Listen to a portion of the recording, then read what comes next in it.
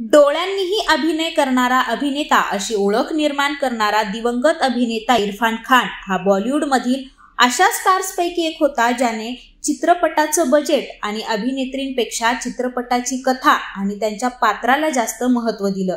मात्र बॉलिवूडमध्ये वेगळं स्थान निर्माण करणाऱ्या या अभिनेत्याला ब्रेन ट्यूमर सारख्या आजाराला सामोरं जावं लागलं। कॅन्सरशी झुंज देताना 29 एप्रिल 2020 साली इरफान खानने या जगाचा निरोप घेतला आणि आज त्याचा 3रा स्मृतिदिन आहे। मात्र इरफान खान जरी आज आपल्यात नसला तरी त्याने साकारलेल्या भूमिका आणि व्यक्तिरेखा आजही प्रेक्षकांच्या मनात घर करू नयेत। पाहुयात इरफान खानने साकारलेले असे काही पात्र ज्याच्या जोरावर इरफान खानने बॉलिवूडच नाही तर हॉलिवूडमध्ये सुद्धा एक वेगळीच छाप सोडली।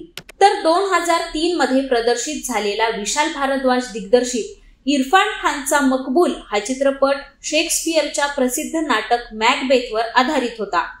हा चित्रपट इरफानच्या अभिनय कारकिर्दीतील महत्त्वाचा चित्रपट म्हणून ओळखला जातो। रितेश बत्रा दिग्दर्शित द लंच बॉक्स हा चित्रपट भारतातच नाही तर परदेशातही चांगलाच गाजला होता। या चित्रपटाने अनेक पुरस्कारही पटकावलेत। या चित्रपटातील इरफानची भूमिका चांगलीच गाजली होती।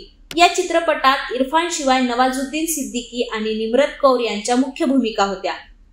2012 साली प्रदर्शित झालेल्या तिग्मांशू धुलिया दिग्दर्शित पान सिंग तोमर या चित्रपटात इरफानने एका प्रसिद्ध डाकूची भूमिका साकारली होती। पान सिंग तोमर एका ॲथलीटमधून कसा डकैत बनला हे या चित्रपटात दाखवण्यात आलं होतं। तर या चित्रपटातील इरफानच्या भूमिकेसाठी त्याला सर्वोत्कृष्ट अभिनेत्याचा राष्ट्रीय पुरस्कार देण्यात आला होता। तिग्मांशू धुलिया दिग्दर्शित 2003 मध्ये प्रदर्शित झालेल्या हासिलमध्ये इम्रानने नकारात्मक भूमिका साकारली होती।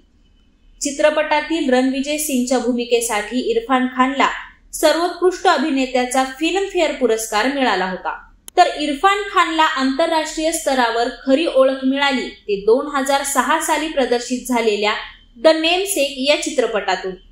या चित्रपटाला आंतरराष्ट्रीय स्तरावर अनेक पुरस्कार मिळालेले असून या चित्रपटात इरफान खान सोबत मुख्य भूमिका ही तब्बूची होती। 2012 मध्ये प्रदर्शित झालेल्या हॉलिवूड चित्रपट लाईफ ऑफ पाय यामध्ये इरफान खानने मुख्य भूमिका साकारली होती आणि इरफानची ही भूमिका चाहत्यांच्या आजही मनात आहे।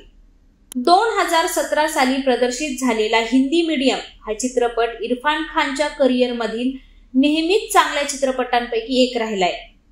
या चित्रपटासाठी इरफानला सर्वोत्कृष्ट अभिनेत्याचा फिल्मफेअर पुरस्कारही मिळाला होता। या चित्रपटात इरफान खान सोबत पाकिस्तानी अभिनेत्री सबा कमर आणि दीपक डोबरियाल हे मुख्य भूमिकेत होते। 2015 साली प्रदर्शित झालेला इरफान खानचा तलवार हा चित्रपट दुहेरी हत्याकांड असलेला क्राईम थ्रिलर चित्रपट होता। या सिनेमात इरफानने एका हत्येचा तपास करणाऱ्या पोलीस अधिकाऱ्याची भूमिका साकारली होती। तर हा चित्रपट अरुषी हत्याकांडावर तयार करण्यात आला होता। 2015 साली प्रदर्शित झालेल्या सुजीत सरकार दिग्दर्शित पिकू या चित्रपटात इरफानने राणा चौधरीची भूमिका साकारली होती। या चित्रपटात त्याच्याशिवाय अमिताभ बच्चन आणि दीपिका पदुकोण हे मुख्य भूमिकेत होते। तर या चित्रपटात राणा चौधरी हा पिकूच्या म्हणजेच दीपिकाच्या प्रेमात आहे। तर 2020 साली आलेला अंग्रेजी मीडियम हा चित्रपट इरफान खानचा शेवटचा चित्रपट ठरला। 2017 मध्ये आलेला हिंदी मीडियमचा हा चित्रपट सिक्वल आहे। या चित्रपटात इरफान शिवाय करीना कपूर, राधिका मदन आणि दीपक डोबरियाल यांसारखे कलाकार होते।